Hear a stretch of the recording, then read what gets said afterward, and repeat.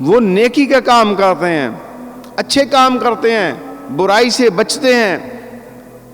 اور لوگوں کو بچاتے ہیں، خود نیکی کا کام کرتے ہیں، لوگوں کو نیکی کی دعوت دیتے ہیں، وَعَمِلُوا الصَّالِحَاتِ، اور وہ اچھے کام کرتے ہیں،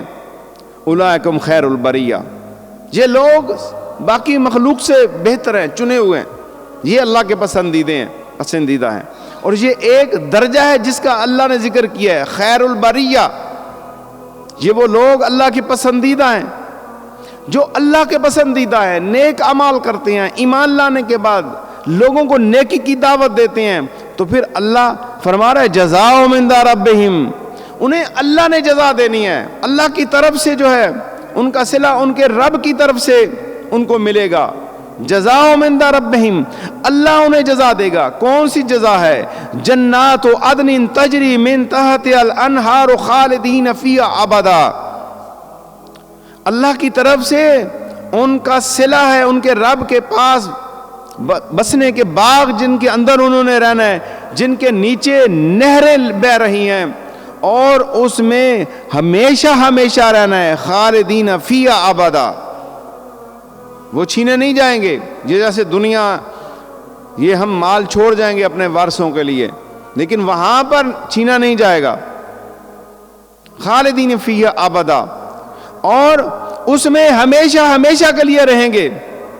اور دیکھو اللہ نے کتنا بڑا درجہ دیا ہے یہاں پر قرآن میں کہ جنہوں نے ایمان لایا، اچھے اعمال کیے، اللہ نے انہیں خیر البریہ کے اندر داخل کیا، پھر اللہ ان کو جزا دے گا، جنت دے گا، اپنے قریب انہیں لے کے آئے گا جس میں نہریں بہ رہی ہوں گی، طرح طرح کے جو ہے وہاں پر نعمتیں ہوں گی۔ یہ ساری چیزیں ذکر کرنے کے بعد اللہ تعالیٰ فرماتا ہے رضی اللہ عنہم ورضوا عنہ، ان کے اس عمل کی وجہ سے اللہ تعالیٰ ان سے راضی اور وہ اللہ سے راضی ہیں۔ ذالک لمن خشی ربہ، اس کے لیے جو اپنے رب سے ڈر گیا، ذالک لمن خشی ربہ، جو اپنے رب سے ڈر گیا، جو اپنے رب سے خوف کھا گیا، تنہائی کے اندر بھی اللہ سے ڈرتا ہے، مخلوق کے اندر بھی اللہ سے ڈرتا ہے،